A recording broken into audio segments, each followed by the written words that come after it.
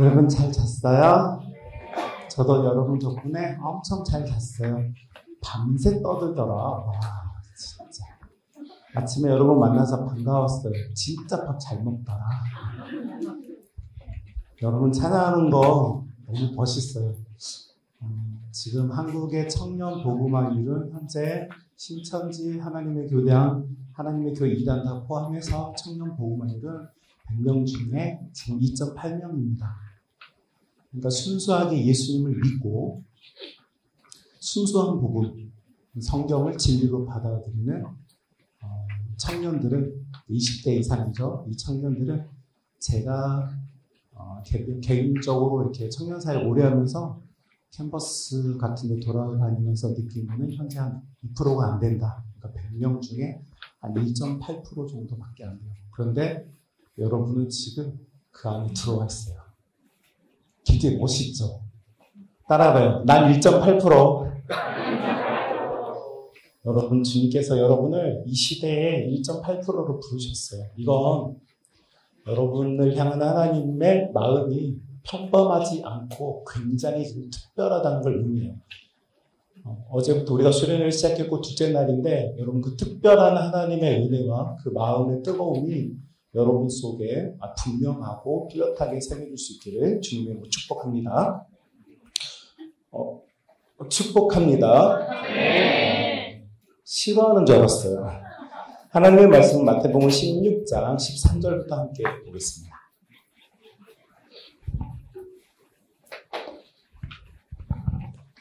마태복음 16장 13절부터 19절까지 말씀입니다. 우리 찾으셨다면 마태복음 16장 13절부터 19절 말씀 함께 읽겠습니다. 시작. 예수께서 빌립보 가이사랴 지방에 이르러 제자들에게 물어보시되 사람들이 인자를 누구라 하니까 이르되 더러는 세례요한 더러는 엘리야 어떤 이는 모세나 선지자 중에 하나라 하나이다. 이르시되 너희는 나를 누구라 하느냐 시몬 베드로가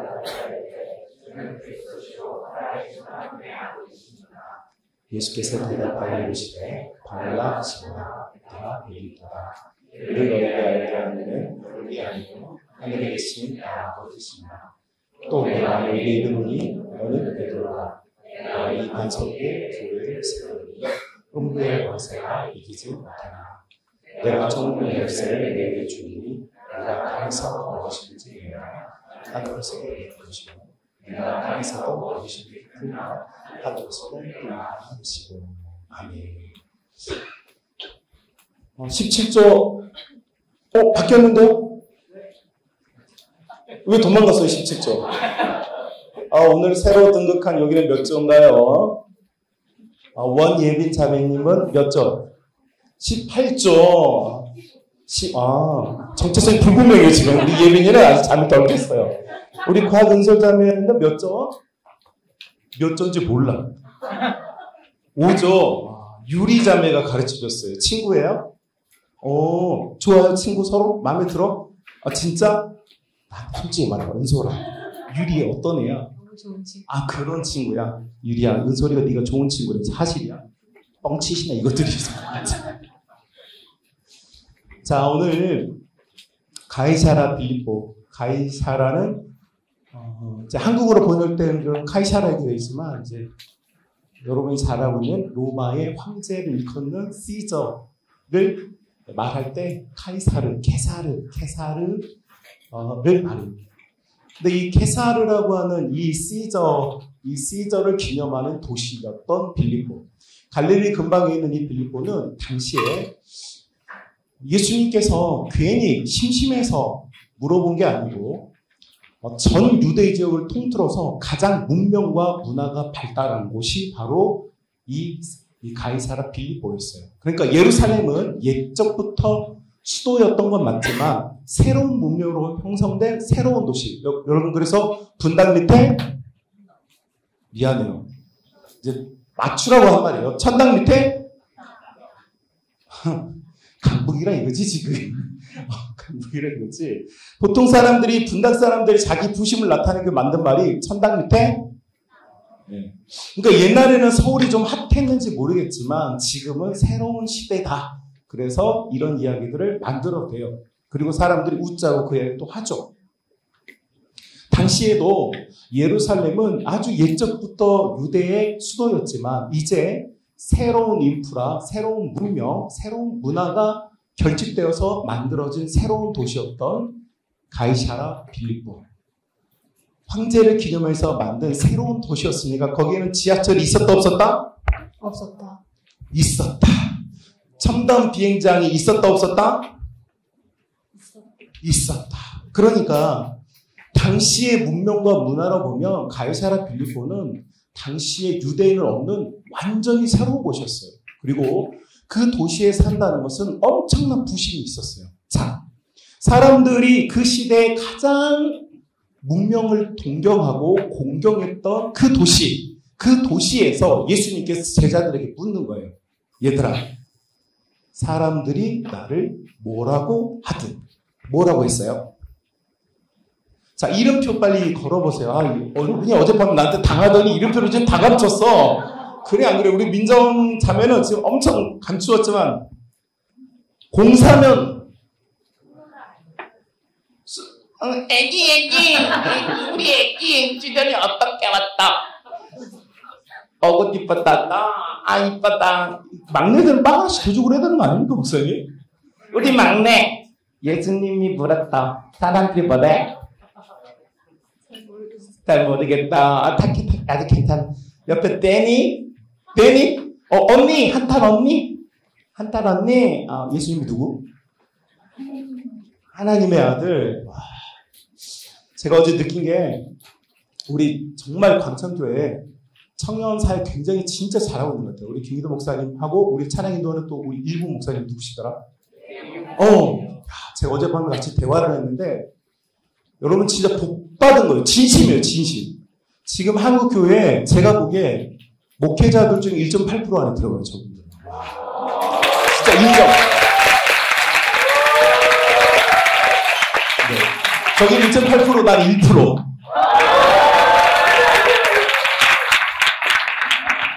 감사합니다. 이런 억지 박수라도 받아야 아침에 힘이 나지. 예수님께서 물어요.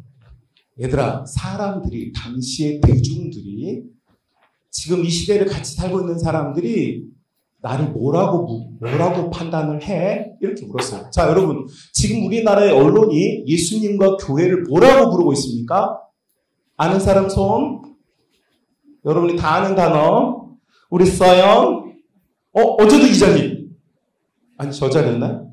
그쵸? 익숙해, 이제. 자, 한국에서 지금 예수님과 교회를 뭐라고 그러죠? 개독교. 목사님! 나 처음 봤어. 이거 마이크를 대고 개독교라고 말하다니, 이런 개독교. 여러분, 지금 뭐라고 말해요? 지민자매 뭐라고 말하면 못해요? 뭐라고? 기독교다. 잘 빠져나갈 것 같은데, 여러분, 지금 한국 사회, 그리고 전 세계적으로 교회와 예수님은 한마디로 말하면, 우아예요? 우예요? 이것도 좀 보게. 그때들이 그런 게 아니고 사람들이, 그지? 자, 그때 당시에 사람들은 예수님을 어떻게 보았느냐? 성경에 보니까 첫 번째로 어떤 사람으로 보았다고? 몰라요. 거기 나왔네. 이름이 신명기예요? 진짜? 진짜 뒤뚜렁이에요? 그 영어 이름도 뒤뚜렁이야? 그 아버지 이름은 레비티. 죄송. 그 할아버지 이름은 신포.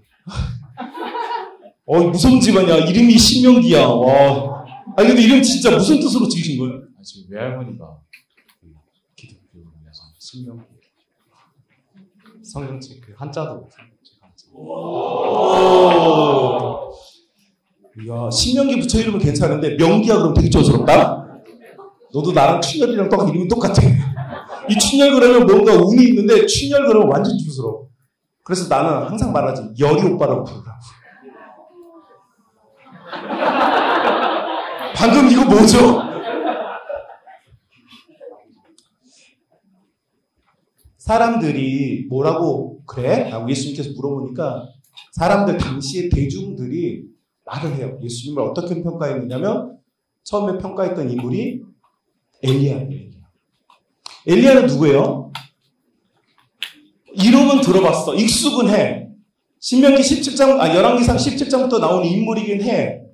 근데 걔 누구야?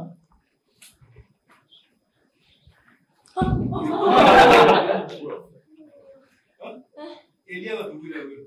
엘리야요? 현지절. 이름이 윤유원. 공산연장이니까 이제 또 못하겠구나. 우리 애기들은 자존다. 괜찮아. 아직 잘 때야. 03년하고 02년은 자도 됩니다. 인정합니다. 왜냐하면 신생아 때는 많이 잠이 와요. 그러니까 자도 돼. 인정해줄게요. 엘리야는 뭘 상징할까요? 엘리야는 파워를 상징해요.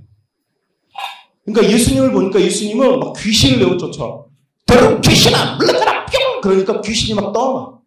안진뱅이였는데 일어나! 그러니까 막 일어나. 그러니까 예수님의 모습에서 뭘 봤냐면 파워를 보는 거예요. 파워. 엘리야의 파워. 그래서 예수님을 보는 면이 어떤 면이냐면 파워적인 면을 봤어. 그 다음에 또 뭐라고 말해요? 예레미야. 자, 예레미야는 누굽니까? 예레미야는 우리가 익숙하게 알고 있는 말씀의 종이에요. 하나님의 마음을 알아서 말씀을 아주 진실했던, 울고 또 울었던 하나님의 종. 이것이 상징하는 게 뭐? 모르겠어요. 말씀. 그러니까 예수님께서 회당에서 가르치실 때 사람들이 졸았어 안 들었어? 여기는 또 성경이가 있어. 여기는 신명기, 여기 성경이 둘이 천생연분이야. 뭐 이런 경우가 됐어. 자, 성경님. 이제 커플 안 하려고. 어제 커플하고 나서 목사님 후회했어요. 어제 누구야, 어제 여기 있었던 자매. 마리아 도망갔어. 요셉이랑. 와. 행복하게 잘 살고 있지, 지금, 거기. 예수님 때문에 구원을 받았지. 그러니까, 예레미야가 상징하는 건 말씀이요. 예수님께서 말씀하시니까 당시의 모든 사람들이 그 권위에 놀랐어요. 이전에 들었던 말씀과 너무 달랐어. 옛날에는 두와 두 낫이었어. 넌 이건 해야만 해. 넌 이건 하지 말아야만 해. 그래서 율법은 총 613가지로 구성이 되어 있는데 이건 하지 마라. 이게 365가지야. 그러니까 인간은 하지 말아야 될 일이 365가지라는 말의 뜻은 의미가 뭘까? 그러니까 매일 하지 말아야 될 것들이 있다는 뜻이야. 매일 하지 말아야 될 것. 이게 365. 그리고 613 빼기 365 하면 몇 개가 남았어? 자, 통계학과, 수학과, 빨리 대답해. 이과 없어, 이과. 여기 다 문과야? 여기 다 문과? 기쁘다. 나 문과인데. 뭐라고? 이과. 이과는 아니고 248개. 248개. 자기는 이과야, 문과야? 문과요. 됐어. 이 문과들 말 안 믿어. 이과 없어? 공대 없어? 와, 다 모른 척 하는 거 봐. 자, 613 빼기 365는? 휴학해가지고.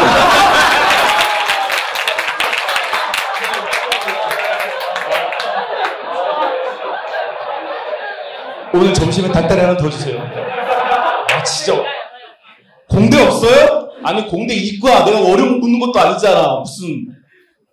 야, 눈빛이 나를 다 피하는 거 봐. 내가 어제 여기까지는 안 왔거든? 어제 내가 마지막가 여기였는데 오늘 전격적으로 뒤로 가면. 평안과 안정을 누리는 여러분에게. 여러분, 조현지 자매님, 613 빼기 365는? 저 문과여가지고. 문과요. 이해. 문과야. 이과, 야, 진짜 심각하다. 얘네들, 야, 니네 한국교회를 어떻게 책임질 거야? 계산기라도 눌러봐. 몇 개예요, 그래서? 정답은? 248개예요. 우리 하원이 다, 예.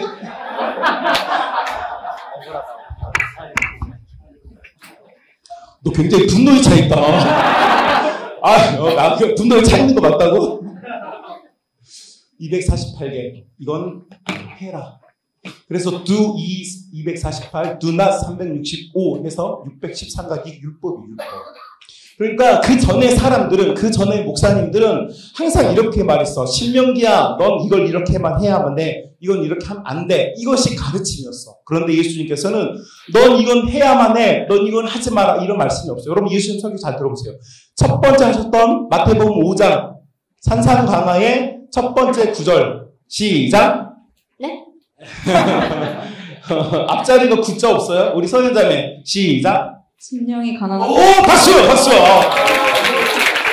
예수님의 설교의 첫 번째 첫 단어, 마음이 가난한 사람. 이렇게 나옵니다. 자, 여러분.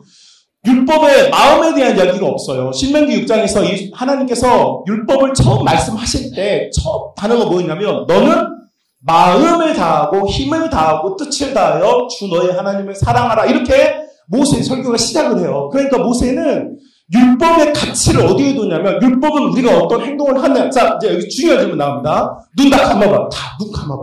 목사님만 볼게. 나는 태어나서, 이 땅에 태어나서 난 야동을 한 번도 안 받아, 손.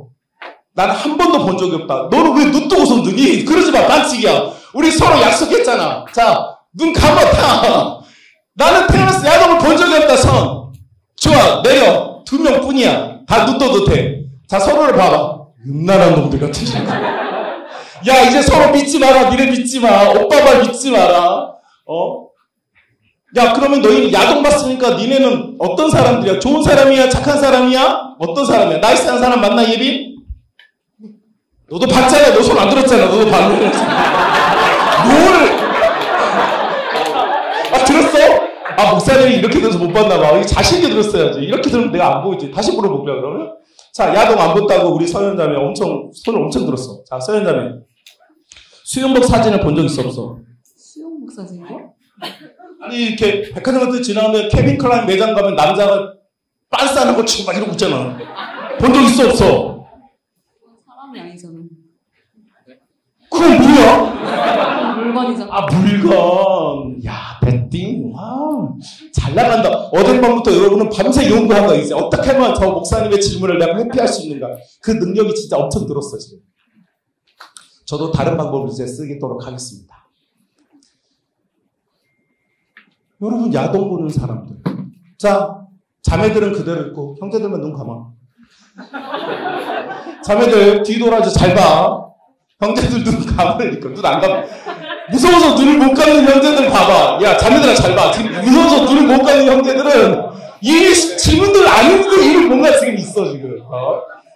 눈 감은 형제들 질문 앞에 오겠습니다. 여러분은 예수님을 진정으로 사랑하십니까? 그런 사람만 손 들어보세요. 내리세요. 자매들 다 봤죠? 이런 형제들을 픽하면 돼요. 차, 아파트, 뭔 필요야. 차 사고 나면 부서져, 없어져. 아파트, 요새 유토피아 그 영화 나왔더라. 불타면 끝이야. 남는 건 예수님 잘 믿는 그 믿음 하나 남는 거야. 알았지, 자매들아? 그러면서 키 보고, 나는 다른 건 안 보는데 키는 커야 돼. 나는 다른 건 안 보는데 얼굴은 목사님 정도는 돼야 돼. 막 이러면서. 그러면 안 돼. 예수님께서 예레미야라는 말을 들었을 때 예수님은 기분이 좋으셨을까요? 나쁘셨을까요? 좋지도 나쁘고. 왜 그랬을까요? 얘네들이 이런 대답을 할 수도 있겠구나. 우리 민소리 심리학과? 아니야. 사회복지. 사회복지. 대답에 그 사람이 뭘 배우고 있는지가 다 나와요. 맞춰볼까요? 제가 더 심리사회 뭐 비슷하잖아. 또 맞춰볼까? 궁금한 사람. 보인다고요? 보인다. 싸워요. 우리 명석이. 명석이 군대 갔다 왔어요? 어디 갔다 왔어요? 강원도. 오, 화천. 오, 화천 몇 사단? 27사단. 지금 거기 지금 없어졌죠, 27사단. 안타까워요. 27사단 엄청 좋아합니다. 내 이럴 줄 알았어. 날 넘어뜨리려는 지뢰를 심어 못하니. 내가 당할 줄 알았지? 예수님께서 예레미야라고 말했을 때 사람들이 보는 그 모습이 맞아요. 이전에 없던 말이었어. 율법주의적인 설교로 들어왔던 그들에게 뭔 해, 뭔 하지 마라 라고 사람을 판단하지 않고 네 마음이 뭐가, 너 마음이 어때?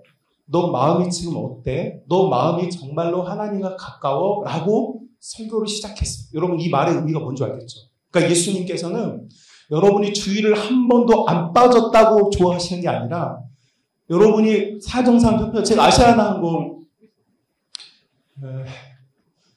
아시아나항공 기자님들과 스튜어디스들 이렇게 여러 개의 신우회가 있어요. 제가 거기 신우회에서 아주 오랫동안 이렇게 말씀을 전했는데 우리 한국 교회는 엄청 주일 성수 되게 중요하게 생각하죠. 맞죠? 주일 성수를 잘해야 돼요. 그런데 여러분 이게 율법이 되니까 사람들이 공격하는 말로 너는 왜 주일을 제대로 지키지 않느냐라고 묻고 자기 자신도 답하기가 어려워. 근데 여러분 언제부터가 주일입니까? 자, 인천에서 출발한 비행기가 뉴욕을 가야 돼요. 그럼 언제부터 주일이에요? 토요일에 출발을 했어. 언제부터 주일이야? 그냥 매일이. 매일이 주일이야. 이제 회피기동을 너무 잘하는데. 맞죠? 날짜 변경선 지나가면 주일이 되잖아요. 그럼 날짜 변경선 지나면 그날은 주일이니까 조정관 놓고 스튜디오에서 파업하고 난 이제 거룩한 주님의 자녀니까 예배 드릴 테니까 화장실 갈 애들은 조용히 가고 담배 말고 담요 필요하면 미안합니다. 지금 여기 와서 담배가 엄청 끌리는 청년들 괜찮아요. 주님께서 구름 과자 먹는다고 지옥 데려가지는 않아요. 가스, 카프리, 버드와이저 괜찮아요. 여러분 몸에 알코올 좀 들어간다고 예수님이 여러분을 지옥으로 데려가지는 않아요. 그래요, 안 그래요? 네. 자, 이 성이 주시야, 주 한 별, 주님을 빛나게 하는 한 개의 별.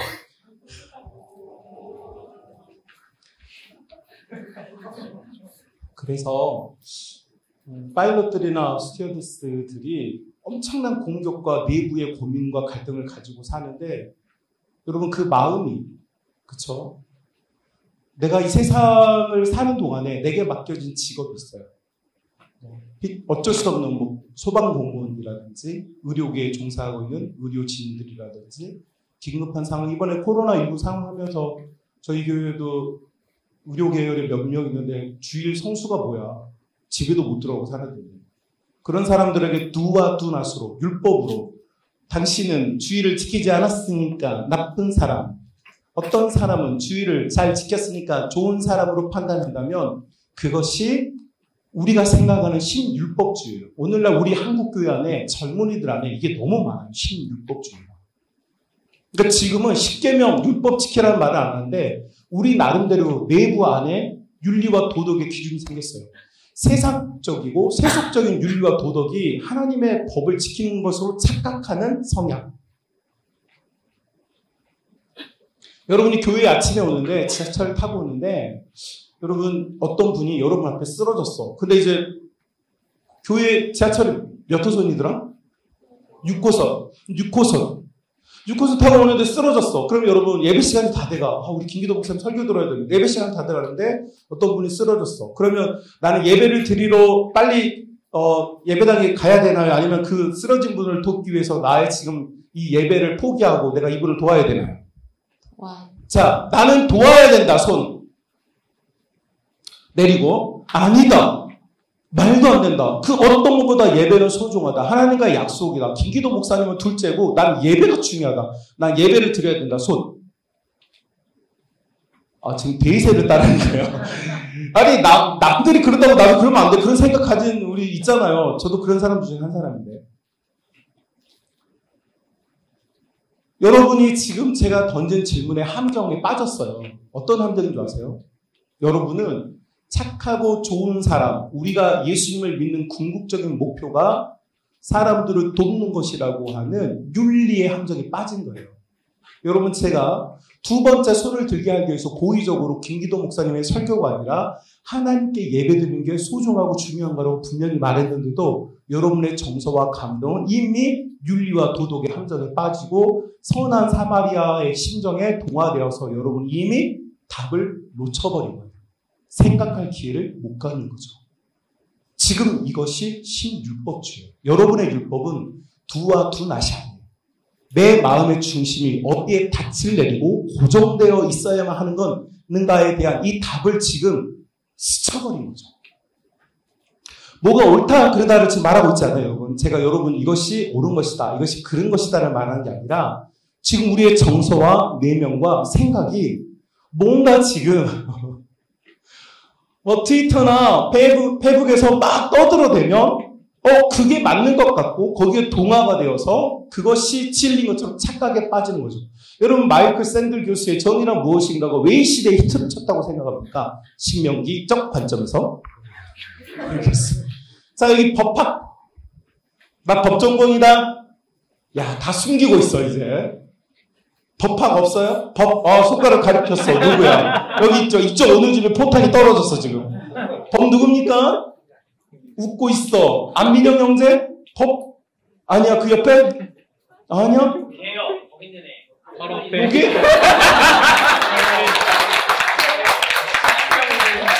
상희 형제. 마이클 샌들 교수가 왜 이 시대에 이렇게 책도 많이 팔리고 사람들이 그 말을 들으려고 할까요?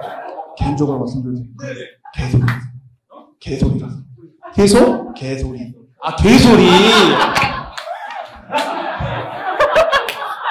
개독교부터 시작해서 개소리까지. 방청교 영적인 수준을 제가 알겠어요. 개독교 개소리. 좋습니다.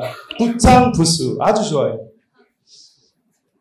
여러분, 왜 이 시대에 젊은 지성이들이 마이클 샌들 교수의 말에 귀를 기울이고 또 그런 말에 책들이 이렇게 베스트셀러가 되어서 우리 한국 사회도 이렇게 많이 유통되고 읽게 되었을까? 사실 책꽂이에 그 책이 있지만 다 읽은 사람 손. 정우 실수했어. 너 그 책 본 줄 알아? 자소서에 쓴 책이어서. 자소서 교육받았구나. 학원에서 돈 내고. 아니요. 그럼 누가 더 받았어? 그냥 썼어요. 그냥 썼어. 야, 그러면 그 책을 이제 읽은 사람, 끝까지 읽은 사람, 여러분 발견했어요. 끝까지 읽은 사람의 이야기를 들어봅시다. 사람들이 정우가 누군지 알고 싶대. 04년이니까 지금 정말 애기 신생아. 우리 신생아. 자, 이 책을 읽은 소감. 저는 엄청 재밌게 읽어서 자소서에 썼는데 무엇이 진짜 맞는지, 그러니까 세상의 관점이긴 하지만 무엇이 더 정의에 가까운지에 대해서 고찰할 수 있는 좋은 책이었던 것 같습니다. 박수! 자, 법학을 전공한 법학 선배님은 개소리라고 하고 자소서에 쓴 이 후배님은 나는 엄청 감동받았다. 야, 여러분 이해되시나요? 여러분 샌들 교수가 주장하는 내용을 한마디로 말하면 우리 시대의 르네상스 이 시대에 흐르고 있는 두 개의 사조, 공리주의와 이기주의의 한 시류에서 세상을 판단하는 내용이죠. 우리 세상은 어쩔 수 없이 큰 두 개의 시류로 가고 있어요. 공리주의거나 이기주의거나. 자, 이기주의가 좋습니까? 공리주의가 좋습니까? 솔직하게. 이기주의. 좋아요. 자, 나는 공리주의. 나는 이 공동체를 위해서 나는 희생할 수 있다. 희생하는 것이, 그것이 어쩌면 우리 인간 사회가 구성하는 사회로서 당연한 것이다. 손. 됐고. 아니다. 그런 게 어딨나? 내 살고 봐야지. 이기주의가 이 세상을 사는 방식이다. 손. 와. 이제 반항을 하겠다는 거죠, 지금.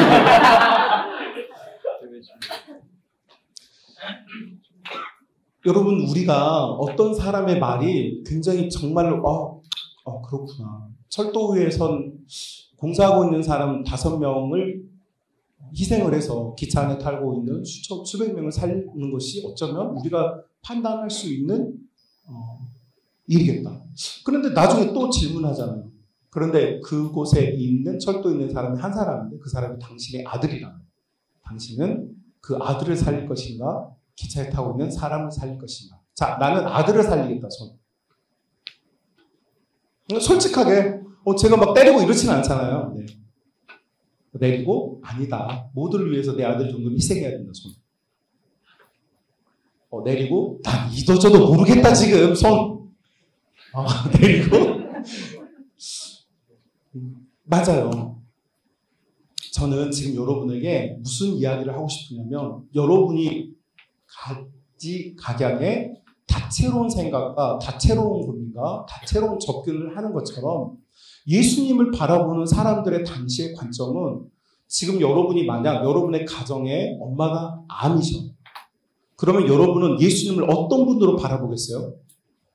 그렇죠. 뭐 말씀이 너무 좋은 분, 나의 영혼을 구원하는 분 이런 데는 관심이 조금 더 떨어질 거고 여러분의 모든 관심은 성경에서 예수님 만난 사람들이 다 그 모든 질병과 고통에서 해방됐다는데 굉장히 관심이 쏠려 있을 거예요. 사람들의 필요에 의해서 예수님이 보이는 거죠. 그러니까 당시의 사람들은 예수님을 바라볼 때 그들의 필요에 의해서 예수님을 보는 거예요. 자신의 필요와 자신의 정의와 자신의 관점으로 예수님을 봐줘요. 그러니까 예수님께서 그걸 물어보는 거예요. 야, 지금 여러분은 엄밀한 의미에서 말하면 지금 카이사라 빌립보에 살고 있어요.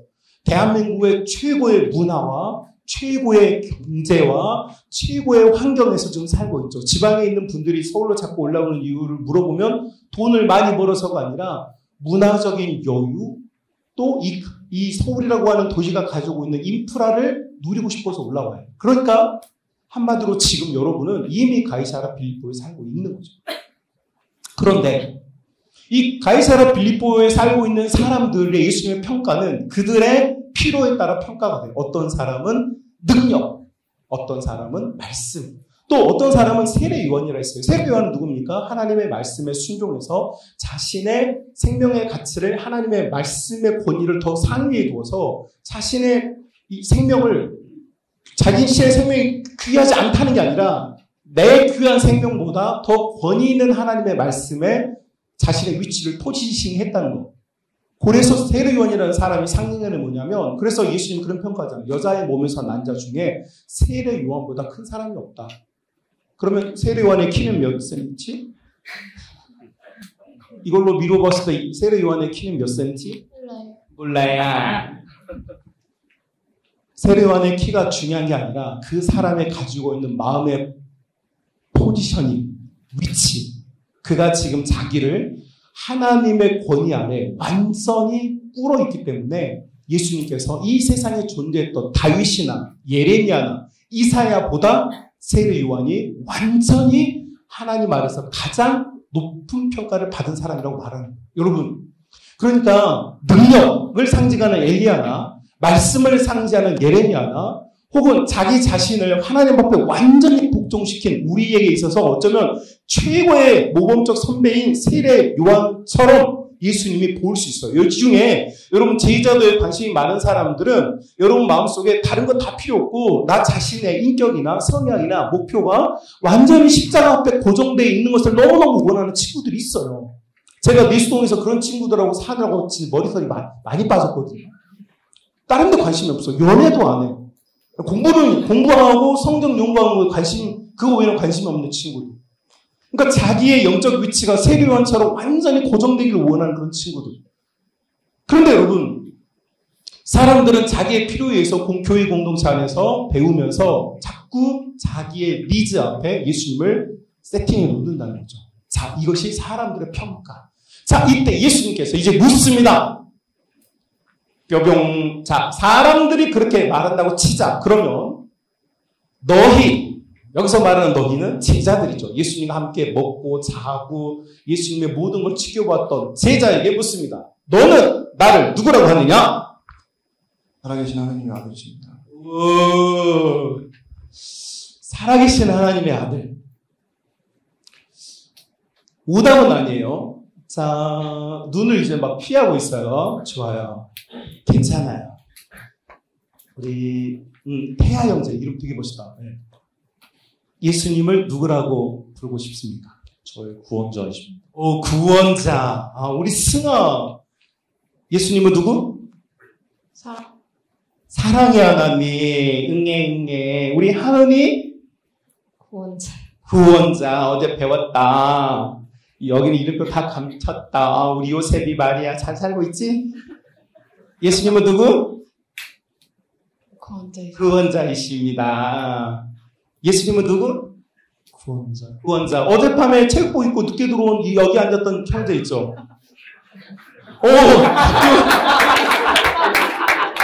예수님은 누구? 구원자이십니다. 어제 늦게 들어와서 내가 뭐 물어봤거든. 미끼 빠질까봐. 여러분, 이제 진짜 제가 여러분에게 전하고 싶은 핵심이 여기 있어요. 사람들은 여러분 교회 공동체 안에서 여러분은 다양하게 예수님을 평가할 수 있습니다. 지금까지 여러분 공부를 했거든요. 제가 보니까 또 우리 청년부 목사님들이 교육을 너무 잘했어요. 진짜 제가 보니까 정말 교육이 잘 된 공동체예요. 자, 교육이 잘 된 것과 내가 정말로 그렇게 받아들이고 있는 것. 여러분 베스킨라빈스 특정 회사의 이런 말이 죄송합니다. 혹시 종사분 있다면 사과드릴게요. 혹시 뭐 롯데상가 근무하면서 짜증나는 분들 죄송합니다. 자, 베스킨라빈스라고 하는 아이스크림 생각해요. 그 31가지 맛 중에 여러분이 제일 좋아하는 맛은 뭐? 로버트 30일? 요거트 30일? 요거트? 그 다음에 또 뭐 누구수? 초코나무수 또 슈팅스타 우리 춘명이 애기 슈팅스타는 또 여기 엄마는 외계인 없어? 엄마는 외계인? 뉴욕 치즈케이크 없어? 지금 내가 말하는 거 좋아하는 사람들은 입맛이 늙은 거야 지금. 초창기 메뉴거든. 유원이 깜짝 놀랐어. 네 입맛이었구나. 너랑 나랑 지금 같다는 뜻이야. 제일 좋아하는 거? 저요. 베스킨라빈스를 몰라 쟤. 그게 뭐야? 옆에 사람하고 얘기하는데 목사한테 걸렸어. 여러분 아이스크림 31가지 막 고르는데 여러분 거기 들어가면 여러분 원하는 것 하나 픽 해가지고 쉽게 나옵니까? 아니면 가서 또 좀 망설이시는 편입니까? 왜요? 딴 것도 먹고 싶은데 실패할까봐? 실패에 대한 두려움. 아니야? 맛보기. 계속 왔다 갔다 하고 있으면 매장 언니가 째려보면서 이거 좀 드세요 마세요 이러니까 맛보기 하려고 지연작전. 여기 혹시 베스킨라빈스 알바하고 있다면 여러분 이런 친구들 조심해야 돼요. 거기 앞에 서있다고 주지 말고 가만히 버티고 있어요 이렇게. 여러분 왜 망설였어요? 우리 보람 형제 왜 자기는 쭈쭈박간가? 아이스크림 그냥 픽해요? 아니면 뭐 골라요? 그냥 픽하는 뭐 좋아해요? 뉴욕 치즈케이크. 뉴욕 자기 입맛하고 내 입맛하고 똑같은 거지. 어떡해. 초창기 메뉴인데 이거. 여러분 내가 먹고 싶어서 먹는 아이스크림도 있잖아요. 매장 가면 내가 평상시에 익숙하게 먹었던 거 먹고 싶기도 하다가도 새로 나왔대. 전 참고로 제가 제일 좋아하는 건 애플파이 트위스트예요. 샤베트 종류를 좋아해요. 끈적거리는 거 싫어요. 사람도 끈적이는 거 싫고 연애도 끈적이게 하는 거 싫고 저는 쿨한 거 되게 좋아해요.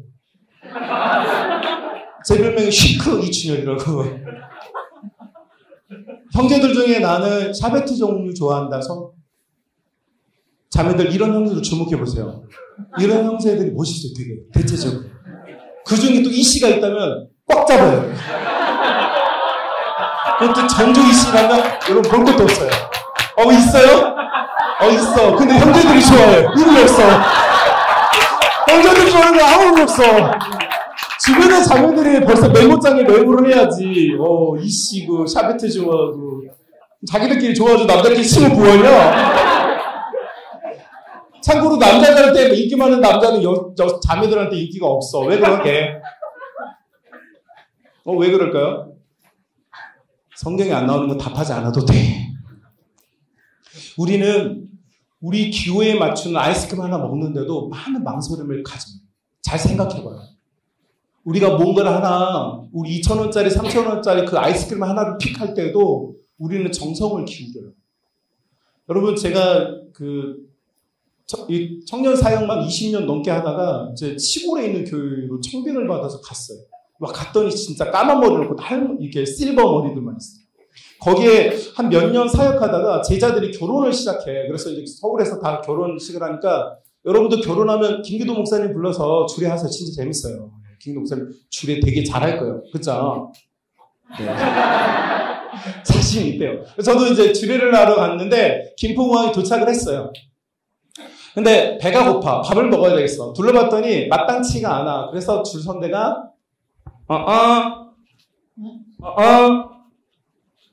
누구야 방금?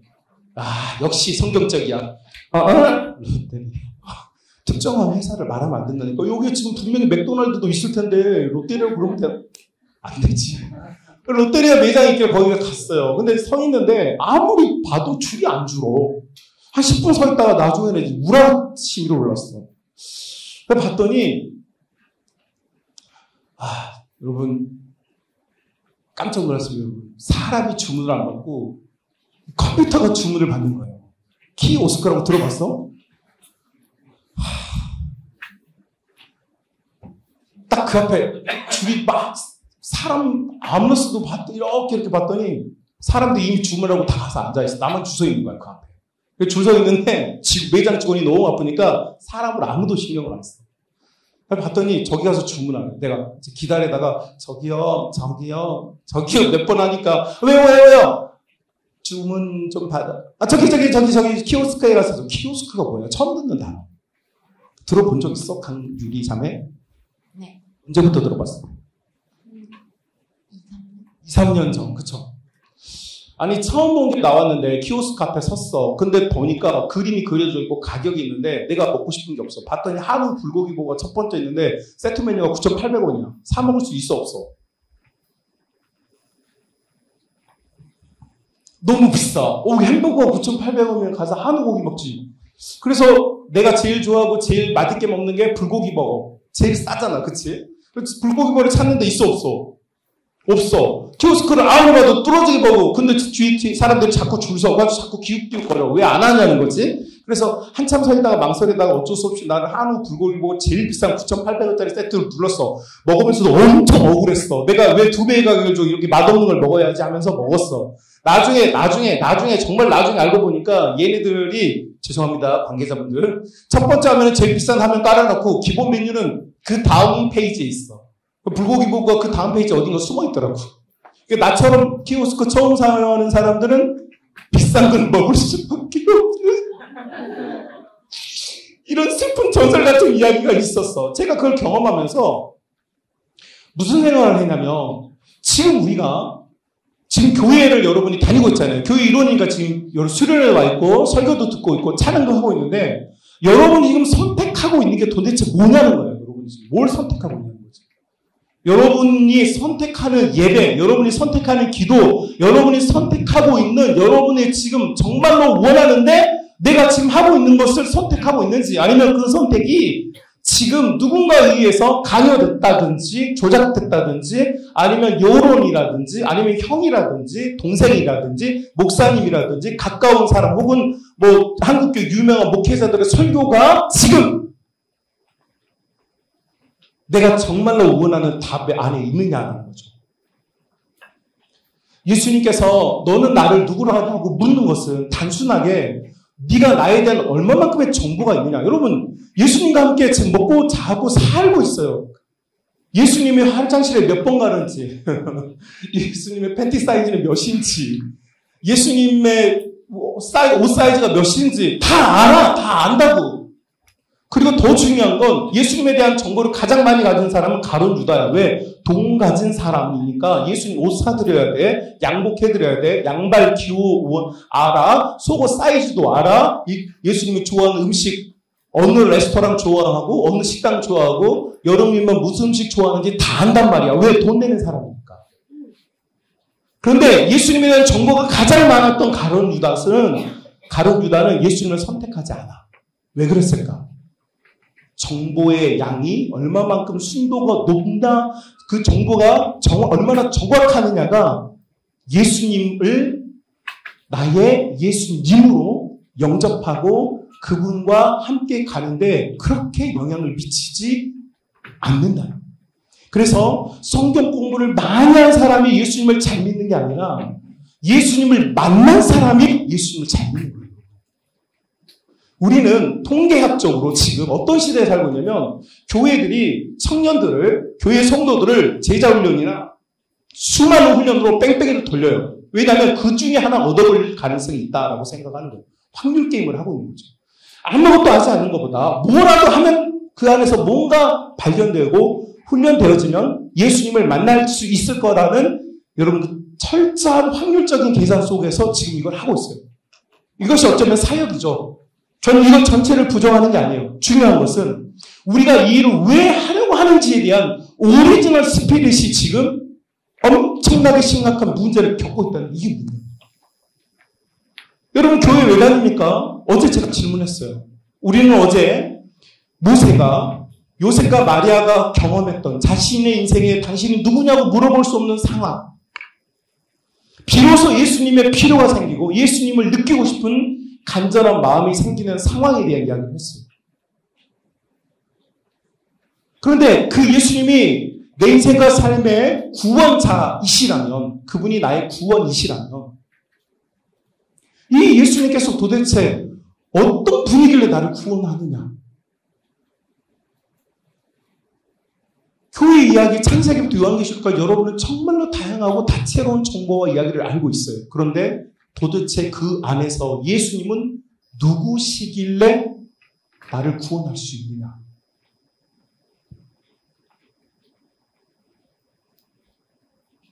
여러분 이게 이제 제가 오늘 여러분과 나누고 싶은 이야기. 예수님이 오늘 지금 여러분을 물어요.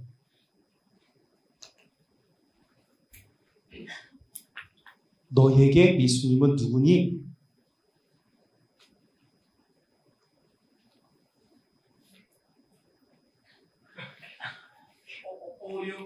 어려.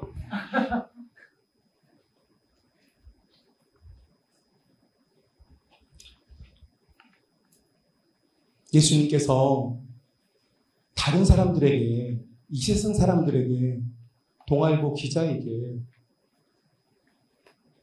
MBC 뉴욕, MBC 앵커에게 당신은 나를 뭐라고 생각합니까? 라고 묻지 않아요. 예수님은요, 항상 자신을 알고자 하고 자신과 가까이 있는 존재들에게 물었다. 너는 나를 누구라고 생각하느냐? 너는 너의 필요나 혹은 네가 머물고 있는 곳에서의 어떤 사람들의 의견에 따라 나를 보고 있느냐, 아니면 너는 정말로 순수하게 지금 나를 보고 있느냐라고.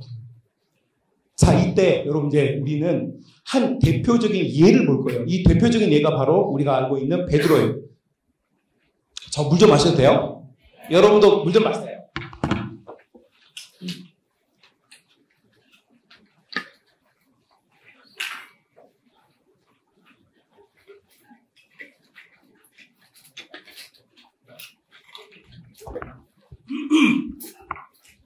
마태복음 16장 16절. 너무너무 중요해서 누구나 다 암송하고 알고 있는 구절. 베드로가 대답합니다. 대답 시작. 네. 베드로가 이렇게 대답해요. 너는 나를 누구라고 생각하느냐라고 물었을 때 베드로의 대답. 일단 예수님을 주라고 지칭을 해요. 일단 요건 내일 다룰 거예요. 오늘 밤에 다룰 거예요. 세 번째 주제예요. 그리고 대답한 게 뭐냐면 당신은 그리스도입니다. 라고 대답해요. 그 뒤에 한국어로는 살아계신 하나님이다라고 부연 설명이 되어 있는데 같은 급이 아닙니다. 그리스도를 분명하게 나타내기 위해서 부연 설명에는 형용사구예요. 살아계신 하나님의 아들은. 그러니까 베드로는 한마디로 그를 예수님을 뭐라고 평가하냐면 그리스도이다라고 평가를 했어요. 자, 베드로가 신학 공부를 너무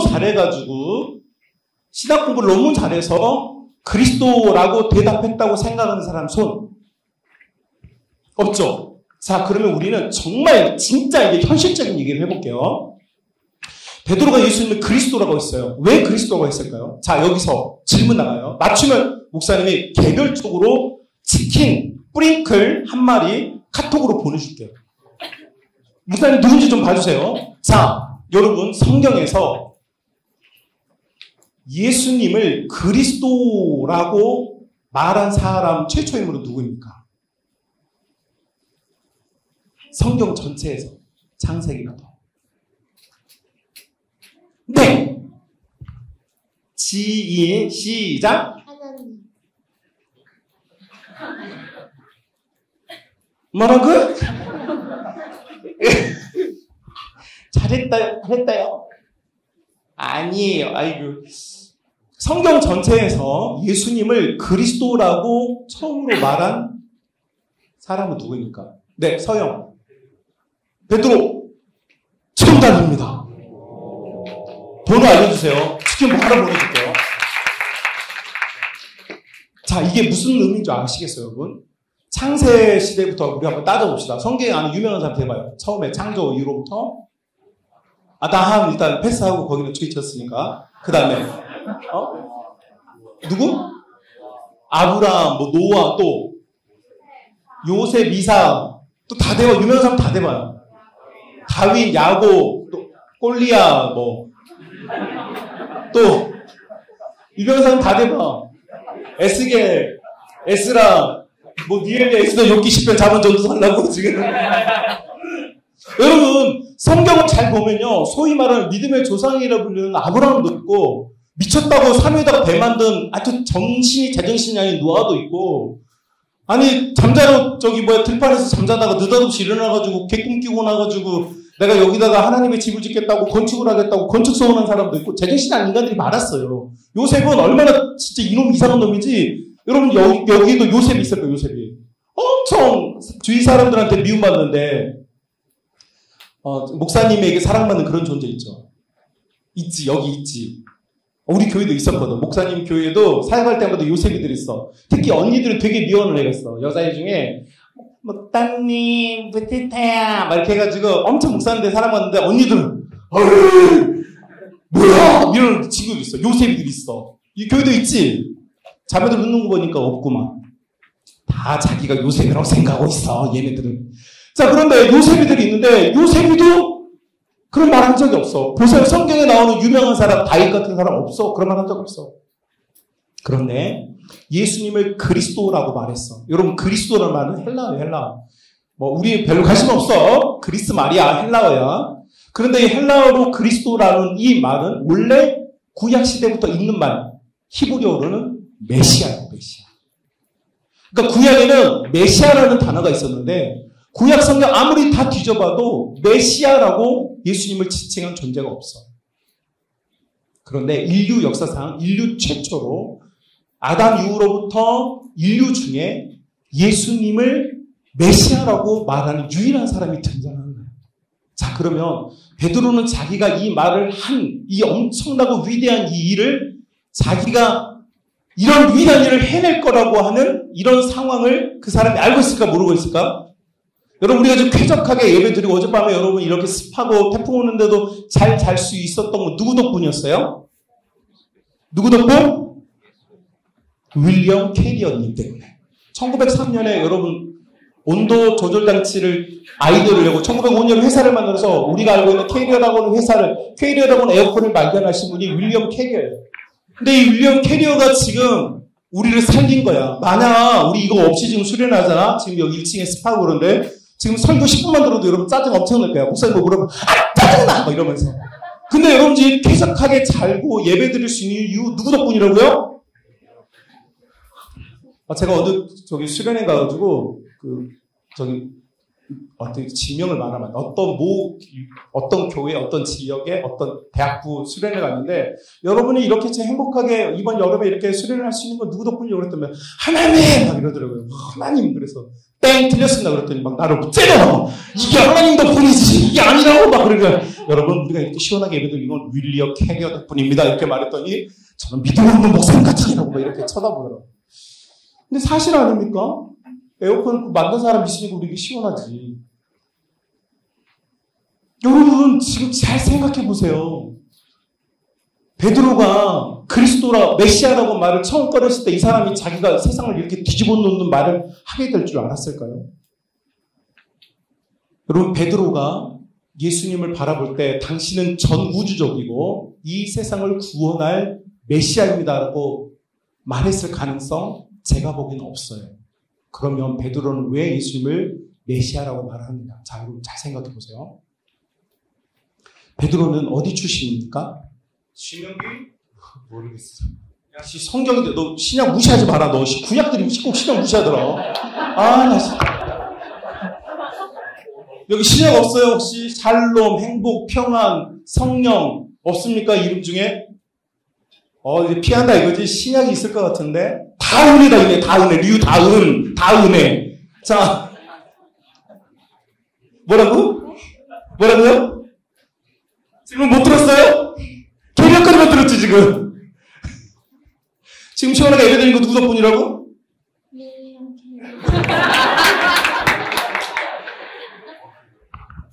여러분, 베드로는 어떤 사람이에요? 어디 출신이에요? 네, 어디 봐. 준혁이 친구인가 봐. 준혁, 어디? 어부, 어디? 어디? 창주, 어디?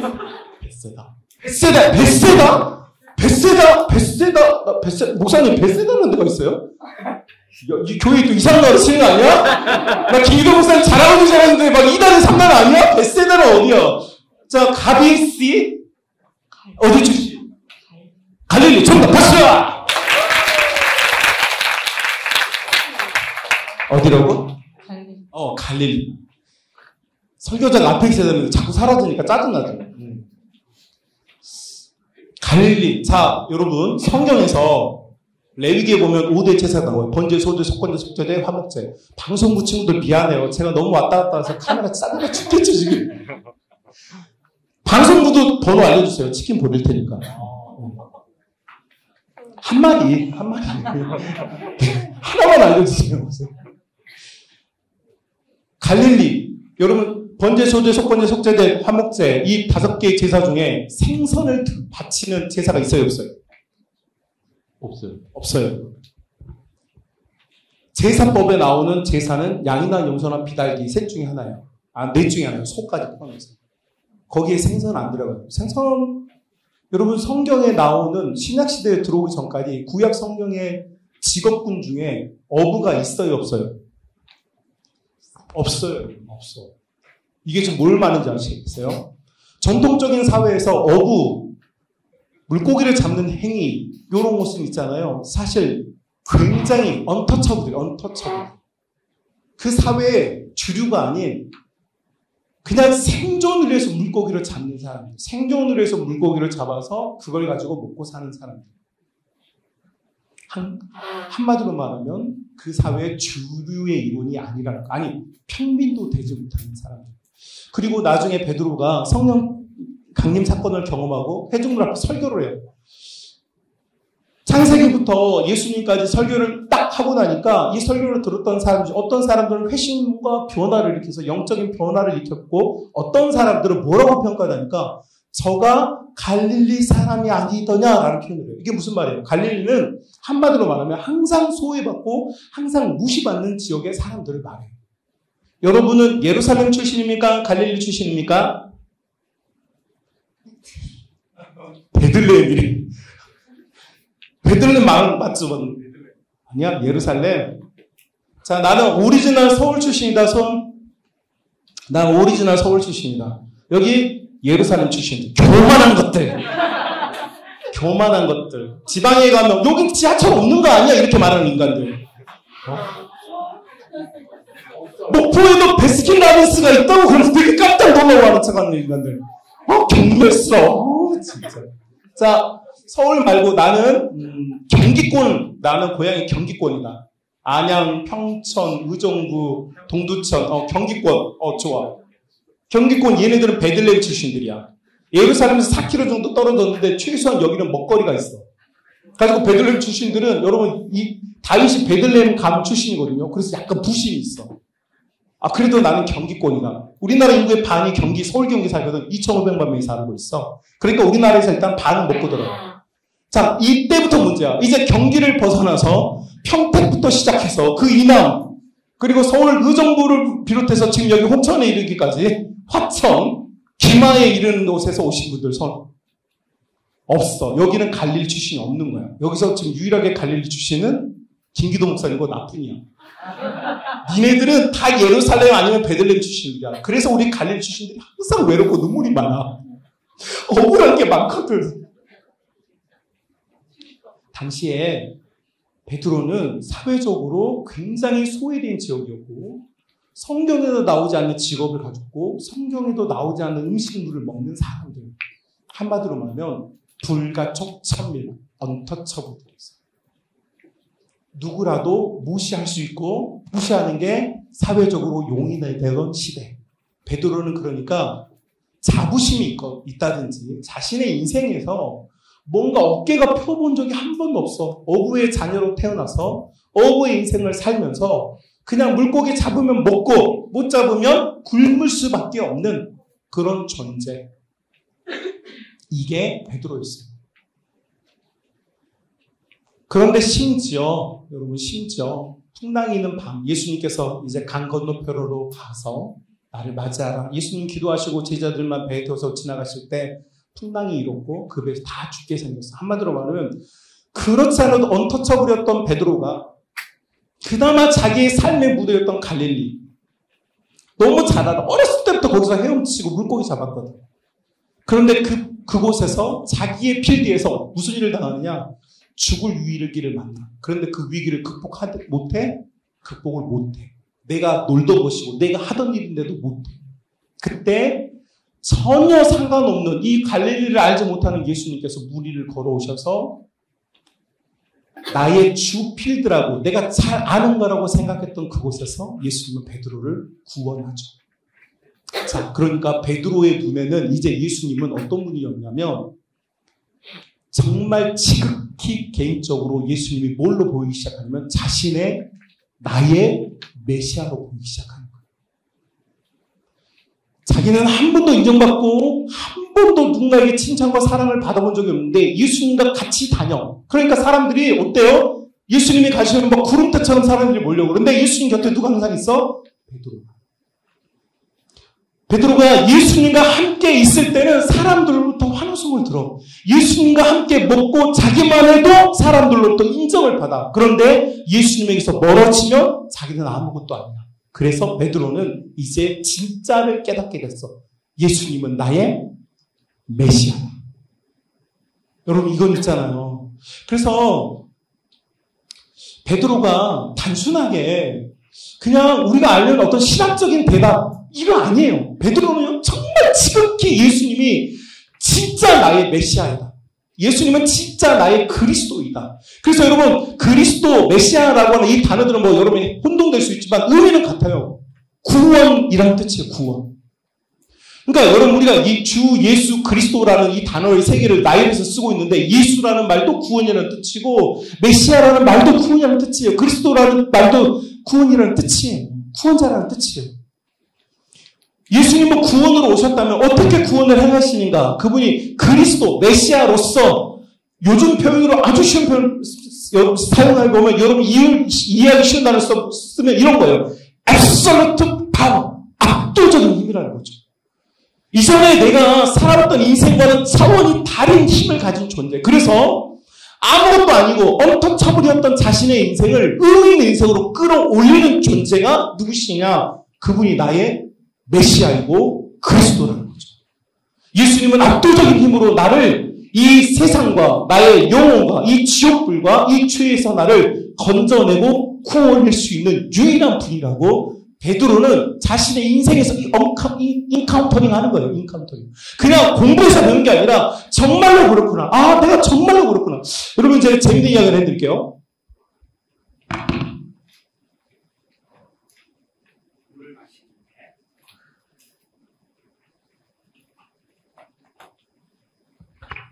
군대를 다녀와서 신학교 23살에 어떤 교회에 전도사로 부임을 했어요.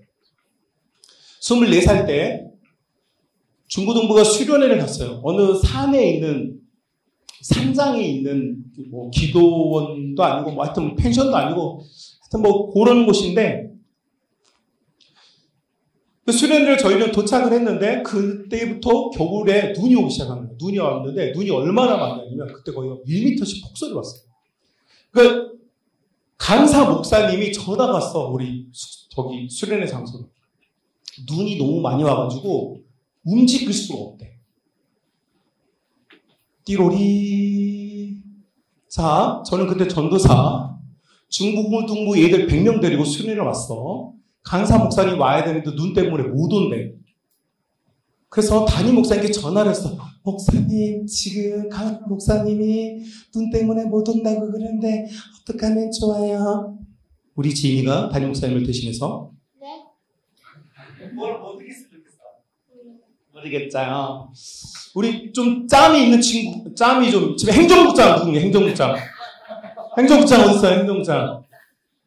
손가락질 꼭 해야만 해. 자, 행정국장 잘생겼어. 아니야, 자기 아니야, 행정국장? 이창호, 이씨구나, 너 이럴 줄 알았어. 이씨는 항상 유능해. 이씨 화이팅. 자, 눈이 왔어. 강산이 뭐든 어떻게 해? 안전 조치 보시라. 안전이, 아니, 못 오면 되잖아. 자기가 못 오면 되잖아. 어떻게 해? 아, 국장, 여기 차장이었어. 2인장. 아, 1층, 2층. 2층이 더 높아, 그러면? 아, 소데스네. 지금 상황 파악이 됐습니까? 네, 안 됐다는데 물으면 안 되잖아. 수련회 갔는데 강사 목사님 눈 때문에 못 온대. 학생 100명을 데리고 있는데 어떻게 해?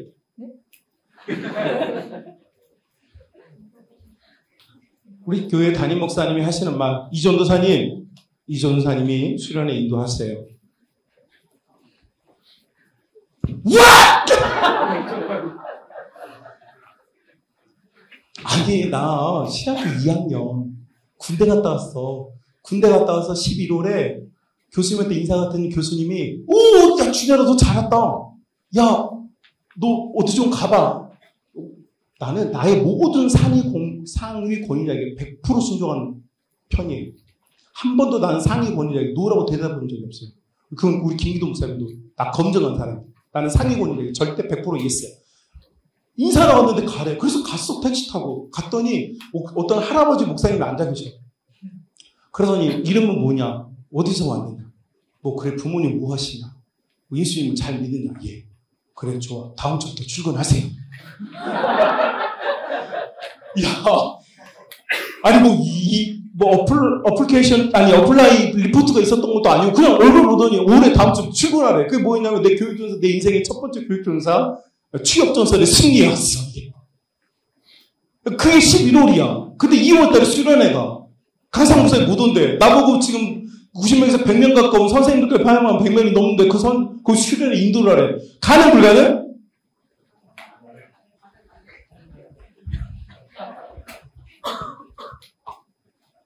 그래도 내가 모태신앙이고, 여러분 보시다시피 그냥 가만히 서 있기만 해도 은혜가 철철 넘쳐 그러지 않아요, 그죠? 이것들 보게. 근데 나도 좀 이렇게 그래, 뭐 군대도 갔다 왔고, 뭐 나도 전도사인데 하고 설교를 시작했는데 일단 준비가 아무것도 안 돼 있으니까 뭐 설교를 하는지 뭘 하는지 모르겠어. 그냥 그런 걸 빨리 기도회를 하자. 기도회는 또 자신이 있었거든. 기도회 하자. 그럼 기도회는 이제 불 꺼놓고 이제 주여 삼창하고 기도합니다. 주여 하는데 기도 한 시간 5분 10분 됐는데 갑자기 여기는 막 비명 소리가 들리는 거야. 막 이러면서 막.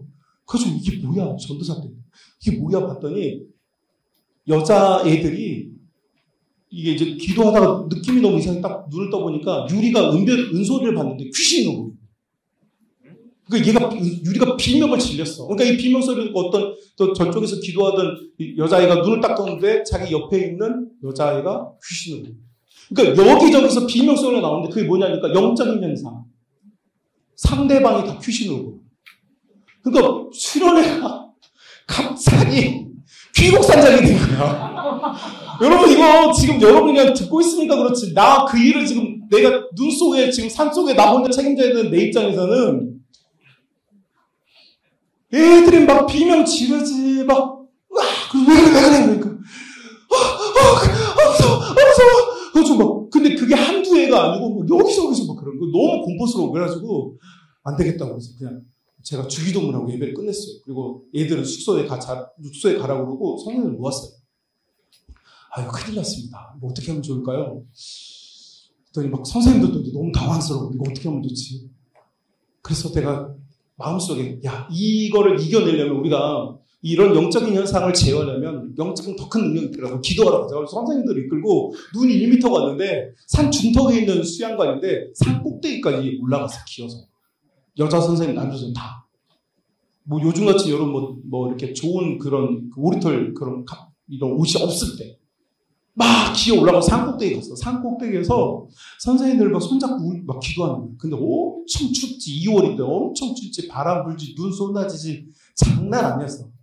요즘은 그렇게 하면 아마 그 엽기 목사 이렇게 해가지고 아마 인터넷 쓸 거예요. 근데 그때는 그게 암묵적으로 용인되던 어떤 영적인 갈급함이 허용되던 시대. 그래서 막 기도하는데 이제 여자 선생님들 너무 추워가지고 이제 못 견뎌요. 그래서 선생님들 빨리 손잡고 내려가시라고 선생님들을 1시간 정도 기도하는 내려보냈어. 근데 난 내려가려고 보니까 너무 답답한 거야. 왜냐면 난 솔직히 말해서 진짜 내가 내려가서 자신이 없는 거야.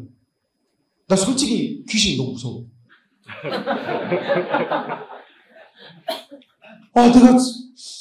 내가 지금 저기서 또 설교를 하면 내일 밤에 낮에는 멀쩡한 화날 때는 또 괜찮잖아. 근데 밤이 되면 정서와 심리가 우리가 뭐가 변화가 되니까 귀신들이 활동하기 좋은 시기가 돼. 그걸 또 12시 땡땡 밤에 되면 12시는 돌아다니지 마라. 어젯밤 12시는 벌써 돌아다니는 친구들.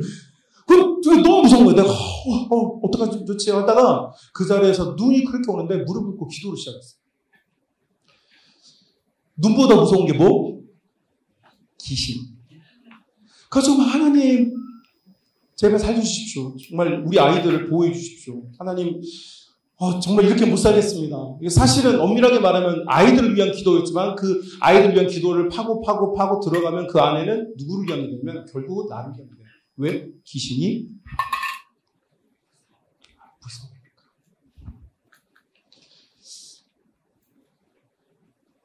기도를 하고 정말 이제 마음속에 용기가 막 생겨.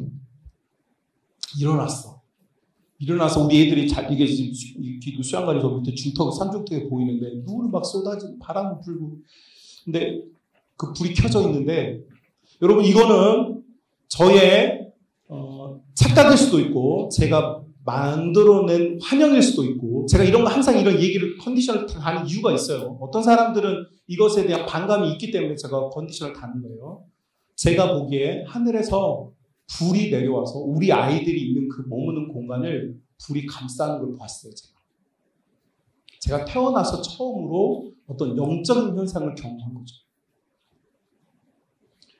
그러니까 너무 가슴이 벅차오르면서 막 용기가 생겼어요. 그리고 그 다음날부터 집회를 했는데 제가 사역했던 교회에 전무후무한 역사적인 일이 일어났어요. 그날 밤에 아이들이 모두 다 영적인 체험을 했는데 어떤 영적인 체험을 했냐면 모두 다 자신이 예수님의 사람인 것과 자기 자신이 예수님을 위해 살아야 되겠다고 하는 결심을 한 소위 말해서 대전환의 밤이 만들어졌어요. 이건 저희 사역했던 교회의 역사에 나와요. 그리고 그 친구들이 지금도 저에게 소식을 전하고 명절 때 되면 선물도 보내오고 해요. 왜? 그 대전환의 밤을 경험한 친구들이었어요. 그게 벌써 30년 전이에요. 여러분, 그렇게 제가 경험했던 하나님, 모든 영적인 세력은 아무것도 아니며 이 세상을 창조하시고 운행하시며 우리가 보고 있고 바라보는 이 과학 세계를 능가하시고 이 과학조차도 하나님의 섭리와 은혜 안에서 통용되도록 만드시고 허락하신 분, 이 분이 우리 하나님이십니다. 그 하나님에 대한 경험을 하고 나니까 하나씩 쌓여가면서 베드로처럼 이제 누가 보이기 시작하냐면 예수님은 신학적으로 그리스도, 신학적으로 메시아, 여러분이 교회를 다니면서 오랫동안 들어왔던 그 용어적인 분이 아니라 진짜 하나님은 이제 나의 absolute 파워가 되는 거예요. 저는 저희 교회에 시간이 돼가지고 우리 김기동 쌤 제가 눈치를 봐야 되는데 라마스데 딱 요 이야기 하나만 하고 같이 이제 기도할 거예요. 여러분 제 제자 중에 구장롱이라는 제가 신명 맡겨드리는 친구예요. 제가 목동에 사역할 때 저희 교회가 대형교회였는데 이 친구들이 교회에 1년에 한 번은 나오는 친구예요. 1년에 한 번 나오고 이 친구는 언제 나올까 교회를 그러면 1년에 한 번 나오면 누구야 방금 크리스마스? 유경험자들 지금 1년에 한 번 교회를 나오는데 크리스마스에 나와. 왜? 교회에 오면 크리스마스에 오면 재밌고 좋으니까. 근데 이 친구는 고등학교에서 뭘 하는 친구냐? 밴드 활동하는 친구. 여기 고등학교, 대학교 밴드 활동하는 친구들 없어. 재미없어. 찬양팀, 밴드. 찬양팀 손. 찬양팀. 찬양팀이었구나. 찬양팀. 찬양팀도 치킨 한 마리. 그건 목사님이 사줘요. 얘가 고등학교 때 밴드를 하는데 이 고등학교 밴드 좀 이렇게 좋은 밴드가 아니고 자기 몸에 과학 실험을 하는 친구였어요. 자기 몸에 과학 실험. 어떤 과학 실험을 하냐면 여러분 있잖아요. 그 연기를 몸 안에 넣어서 우리 폐에 어떤 영향을 미치는지 확인한 다음에 다시 내뿜어서 그 대기의 순환을 이렇게 관찰하는 과학적인 관심이 많아. 또 얘는 또 뭐가 있냐면 그것뿐만 아니라 또 다른 과학을 실험하는데 알코올이 우리 몸에 미치는 영향 이런 걸 확인해 보는 거야. 그래서 얼마만큼의 알코올을 섭취했을 때 그리고 도수에 따라서 신체 변화 어떻게 일어나는지 이런 과학적인 탐구가 굉장히 강한 친구. 그래서 몸에 이런 과학 실험을 많이 하는 친구인데 이 친구가 했던 실험 중에 가장 나쁜 실험이 뭐냐면 여러분 본드 알아요? 본드? 지금은 뭐 요새 또 마약이 뭐 이런 뭐 유행인데 비닐봉지에다 본드를 다 짜가지고 흡입하면 이거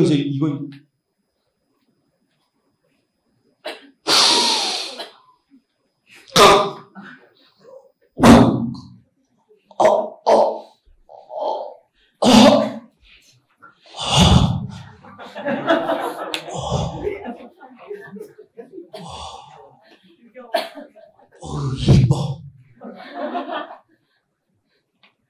경험자 아니에요. 경험자 아니에요. 제가 청소년 사역을 많이 해서 제가 본 적이 있어서 그럴 뿐이에요. 경험자 아니에요. 그러니까 얘는 몸에다 과학 실험을 엄청 많이 하는 친구인데 이 친구가 크리스마스 이브에 24일 날 목동사거리에서 친구랑 여러분 숑카라고 알아? 숑카? 여러분 잘 몰라. 여러분 너무 순수한 친구들이야. 오토바이가 있는데 그냥 부릉부릉 이런 오토바이 있고 엉덩이가 하늘로 올라온 오토바이가 있어. 옛날 BT의 정우석이 타고 나왔던 오토바이 하지. 이거 타고 가다가 참고로 얘가 뒤에 탔어. 앞에 탄 친구는 목동사거리에서 팍 사고 나는데 앞에 탄 친구는 5m 날아가서 앞에 있는 차 유리창에다가 머리를 박았어. 근데 이 친구는 헬멧을 쓰고 있었어. 근데 뒤에 찬 우리 구자룡 친구는 물리학입니다. 물리학. 시속 120km로 교차로에서 정체하지 않고 빨간 신호에 달리다가 충돌을 했고 날아갔어요. 반원을 그리면서 날아간 거리는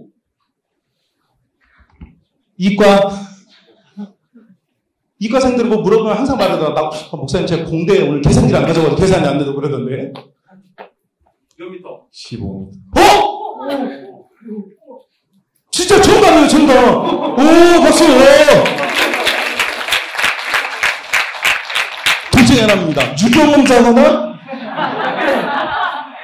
영빨이 통하거나 15m를 날아가서 떨어졌는데 사람이 바닥에 떨어지면 어디부터 떨어져요? 그래요. 그래가지고 그 친구가 이대 목동병원 중앙 응급실로 들어왔는데 목사님이 가서 보니까 죄송한 표현인데 추파춥스 알죠? 머리가 깨져가지고 뇌가 흘러나와서 119 대원들이 막 급하게 그걸 막 일단 막 감은 거예요. 그래가지고 머리가 추파춥스가 돼서 누워있더라고요. 나는 사실 그 친구가 누군지 몰랐어. 우리 공동부 애들이 한 300명 됐는데 누군지 몰라. 1년에 한 번 나오는 친구 사실 참 미안한데 그때는 몰랐어. 선생님들이 말해줘. 우리 교회 친구 맞다고. 근데 그 친구가 부모님이 교회를 안 다니는데 이야기를 이렇게 아이가 이제 뭐 병원에서는 얘가 뇌가 다 깨져가지고 흘러나온 상태고 이미 코마 상태고 의학적으로 여러분 혹시 의료 계시면 아시겠지만 이 상태면 이미 가망이 없어요. 끝난 거죠. 그런데 그때 부모님이 막 울면서 재밌는 게 이 부모님이 교회를 안 다니는데 아이가 이렇게 되니까 교회에다 전화를 한 거예요. 지금 우리 아이가 사고가 났는데 고등부 목사님 좀 병원으로 보내달라고. 그래서 제가 간 거였거든요. 급하게 사고 나서 뭐 1시간 안에 간 거예요. 갔는데 부모님 울고 계세요. 그런데 그 중에 마음에 어떤 감동이 있었는데 곧 죽을 아이인데 마음속에 어떤 감동이 있었냐면 하나님께서 이 아이를 살릴 것 같은 마음이 있어요. 그래서 부모님께 걱정하지 마십시오. 이 아이는 하나님께서 살려주실 것입니다. 말하고 뒤돌아서면서 엄청 후회했어.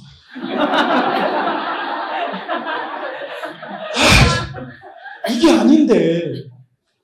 야, 솔직히 그렇잖아. 그치? 얘가 머리가 다 깨져가지고 막 그런 의학적으로 이미 안 되는 상태를 내가 도대체 그때 뭐 아무 생각도 없이 야, 하나님 살려줄 거라고 말했는데 뒤돌아서는데 그동안에 그 짧은 시간 안에 벌써 후회가 되고 내가 하지 말아야 될 말을 하고 말았어.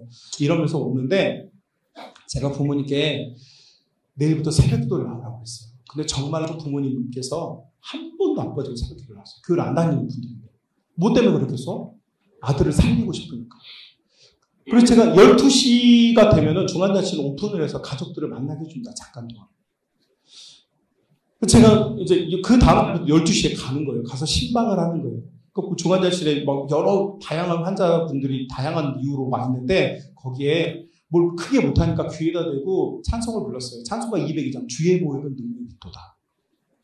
그리고 귀에다가 시편 23편 말씀 하나님은 너희의 목자시니 자룡의 목자시니 너에게는 부족함이 없다. 네가 사막의 음침한 골짜기를 다닐지라도 해를 두려워하지 않는 것은 주님의 지팡이와 막대기가 너를 지금 안위하고 있기 때문이야 라고 귀에다 대고 5분 예배 드려요.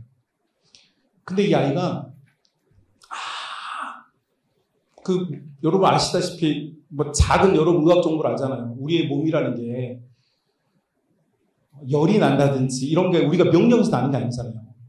부교감신경, 그러니까 우리가 어떤 것을 반응해서 일어나는 거 말고 우리 몸이 내추럴하게 하나님 만드신 인체 메커니즘에 의해서 돌아가는 게 있어. 심장은 내가 뛰라 해서 뛰는 게 아니에요.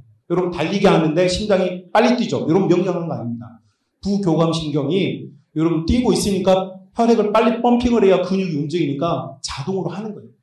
우리가 명령하는 게 아니에요. 우리 인지 때문에 되는 것이 아니라 그래 뇌가 다 깨져버렸으니까 어떻게 되겠어요? 그런 명령을 주는 기관들이 상처를 받은 거죠. 그러니까 이 아이가 열이 올랐다 내렸다. 계속 떨었다 막 극한의 추위를 느꼈다가 또 극한의 덜 느끼고 이런 이제 애는 이 코마 상태인데 그런데 놀랍게도 어느 순간부터 중환자실에 제가 그렇게 가면 매일 갔어요. 매일 100일 동안 매일 갔는데 가면 그 옆에 있던 어머니들이 저의 손을 잡고 끌고 가는 거예요. 예배를 5분 예배, 10분 예배 드리고 나오는데 나오면은 이 얘기가 정상이 돼. 그러니까 의료진들이 간호 선생님들이랑 의사 닥터들이 너무 신기한 거야. 이 사람만 왔다 가면 얘가 정상이 되니까. 그러니까 그게 소문이 나가지고 중환자실 가면 사람들이 저를 막 끌고 기도해달라고. 그러니까 예수님을 믿든 안 믿든 상관없어. 그분들은 자기의 부모님, 자기의 남편, 자기의 아이를 살리고 싶어서 그냥 끌고 가는 거야. 그러면 이제 나는 처음에 자룡이 기도하러 갔다가 여기저기 막 끌려다녀. 손 끌고 다니는데 가서 기도 좀. 자, 이렇게 했으면 이제 이렇게 해가지고 그 아이가 깨어났으면 제가 이제 엄청 실력 있는 영적인 사람이 되는 거죠. 그런데 100일 동안 했는데 그 아이가 깨어났어, 못 깨어났어? 신명기 구약에 의하면 못 깨어났어요. 그리고 의료진들과 부모님이 합의를 했어요. 일단 중환자실의 그 생명유지장치 비용이 너무 비싸. 매일 들어가는 돈이 사실 장난이 아니에요. 혹시 경험한 가족 중에 그런 게 있으신 분들은 아실 거예요. 지금처럼 뭐 실보험이 잘 되는 그런 시대가 아니었기 때문에 매일 수백만 원씩 쌓이는 거예요. 그러니까 10일만 돼도 몇 천만 원이 쌓이는 거고 한 달이 되면 벌써 이제 막 억 단위로 넘어가는 거예요. 그러니까 부모님은 아이를 살리고는 싶지만 이게 몇 달이 되니까 이게 이제 감당이 안 되는 거죠. 아버지, 어머니가 고등학교 교원이셨는데도 불구하고 답이 안 나오는 거예요. 그래서 이제 어느 순간이 되면 이제 포기하자. 의료진들과 부모님이 상의한 게 100일이었어요, 100일. 상징적인 날이죠. 그러니까 저는 100일 날 가면서 엄청 기대를 해봤어요. 하나님께서 뭔가 영적인 변화를 일으켜주실 거야 하고 갔는데 얘가 변화가 있어 없어? 없어. 그래서 이제 더 이상 내가 할 수 있는 일은 없다. 근데 그날 100일째 이제 호흡기를 떼기로 한 거예요. 떼기로 했는데 너무 아쉬운 거예요. 그래서 부모님께 우리 며칠만 더 해보자 그랬어요. 그러니까 부모님도 아쉬우니까 목사님 며칠만 이번 주까지만 좀 해봅시다 그랬어요. 근데 그날부터 제가 이제 너무 하나님께 실망할까봐 이제 금식을 제가 그 전에 20일 금식을 한 적이 있어요. 20일 금식하니 사역을 너무 잘하고 싶은 욕심 때문에 금식하면 영성이 쌓인데 그래가지고 금식을 했어요. 여러분 지금 최대 나의 인생에 내 금식 최고 오래 해본 날 며칠? 3일? 3일도 성공적이야. 한 끼 굶으면 죽는 줄 아는 사람들이 있어요. 근데 20일을 했는데 학교 다니면서 20일을 했는데 20일 제가 금식 기도하고 나서 얻은 엄청 영적이고 엄청 충만한 교훈이 뭔지 아세요? 배고프다. 배고프다. 저 그래서 그 이후로는 금식을 잘 안 해요. 이건 하나님을 시험하는 거야, 내가. 그래서 다시는 하나님을 시험하지 않기로 했어요. 근데 이제 금식을 하기로 한 거예요. 그리고 그때 했던 기도가 엘리야의 기도였어요. 하나님, 제가 100일 동안 이 아이를 살려보겠다고 이렇게 기도를 했는데 만약 이 아이가 죽어버리면 나는 이제 교인들 앞에서 하나님은 생명의 주인이시고 기적의 주인이시며 우리의 생명을 주관하시 우리의 기도를 들어준다는 설교를 내가 어떻게 하겠습니까? 난 내 평생에 내 목회하는 동안 그런 설교 못하고 맨날 이제 율법적인 설교하는 겁니다. 이건 해, 이건 하지 마라. 주일 성수 잘해라. 화장실 청소 깨끗이 해라. 나쁜 짓 하지 말아라. 이런 것만 하고 있겠죠. 그리고 그때부터 금식하면서 하나님 진짜 저를 불쌍하게 생각하면 이 아이를 좀 살려달라고 엘리야의 기도를 시작했어요. 3일째 됐는데 너무 배는 고프고 여러분 금식해보면 말이죠. 3일째 제일 배고프잖아요. 제일 짜증나고 몸 안에 있는 숙변이 나오기 시작한 날이 3일째거든요. 하은이 알지? 금식해봐서 알잖아. 그 고비를 넘기면 일주일을 금방 할 수 있어. 대부분 3일을 못 넘겨서 나는 예수님도 4일 만에 부활했으니까 나의 금식은 완성되었노라 그러면서 끝나는 거지. 3일째가 됐는데 힘도 없고 짜증나였어. 근데 그 아이가 누워있는데 똑같이 했어. 주의 보혈은 능력이 있도다. 그 찬송 알아요? 주의 보혈 능력이 있도다. 주의 피 믿으오. 주의 보혈 그 어린 양을 매우 귀중한 피로 찬송 부르고 시편 23편 귀에다가 읊어주는데 너무 힘들고 나도 짜증나고 이제 이 아이는 이제 이렇게 끝나는구나 생각하고 정말 힘없이 그 아이에게 기도하고 마음의 분노와 마음의 갈등을 가지고 눈을 떴어요. 눈을 딱 떴는데 갑자기 얘가 100일 동안 눈을 감고 있더니 눈을 탁 떠버린 거예요. 얼마나 무서웠겠어요. 여러분 생각해봐요. 100일 동안 가만히 눈 감고 있던 애가 나는 힘도 없고 나는 짜증나 있는데 눈을 떠버린 거. 그래서 너무 놀라가지고 내가 으아! 진짜 중환자실에서 내가 으아! 그래가지고 간호사들이 다 뛰쳐왔어요. 좋아서 그런 게 아니고 무서워서. 하나님께서 그 아이를 살려주셨어요. 가지고 뇌가 정말 다 깨져가지고 그 12월 그 차가운 콘크리트 바닥에 이 아스팔트 위에 뇌가 흘러나왔던 그 아이가 그때부터 살아나고 회복되어서 지금 정상인으로 잘 살고 있어요. 제빵 전공해가지고 빵 가게에서 일하고 있어요. 자기가 처음으로 만든 빵을 저에게 보내왔어요. 다 곰팡이가 피었지만 여러분 하나님은 살아계십니다. 여러분 이제 저의 이야기를 듣고 그건 목사님의 하나님인 거죠. 여러분 이걸 아셔야 됩니다. 제가 말한 건 하나님은 저의 하나님이에요. 제가 경험한 제가 인카운터링한 하나님 나의 하나님이라고 나의 그리스도예요. 이제 제가 여러분에게 질문하는 거예요. 여러분은 누군가의 하나님 김기도 목사님의 하나님 이춘열 목사님의 하나님 말고 여러분의 하나님 여러분의 그리스도 예수님께서 나의 그리스도가 된다는 여러분의 답이 있어야 되지 않을까요? 베드로가 심식불이 땅콩으로 당신이 그리스도라고 말한 게 아니라 자신의 삶에서 경험하고 느껴졌던 예수님을 당신은 진짜 나의 메시아라고 고백함을 통하여서 신앙을 고백할 때 여러분 예수님께서 무슨 얘기해요? 야 너의 그 고백 위에 나의 교회를 세우겠다. 이게 무슨 말이에요? 여러분 이거 여러분 신학적으로 막 성경 공부를 하듯이 여러분 배운 거 틀린 건 아니지만 여기 진짜 중요한 의미 여기 있어요. 누구라도 예수님이 나의 메시아, 진정한 메시아, 신학적 메시아 말고 내 삶과 내 기도와 내 영혼의 진짜 메시아, 내 그리스도인 것이 고백된 그곳에 진짜 하나님의 나라, 진짜 하나님의 교회가 일어서게 되는 줄 믿습니다. 그러니까요, 사람이 모여있다고 교회가 아닙니다. 여기에 지금 한 150명 정도의 청년이 모여있으면 이게 교회 아니에요, 여러분.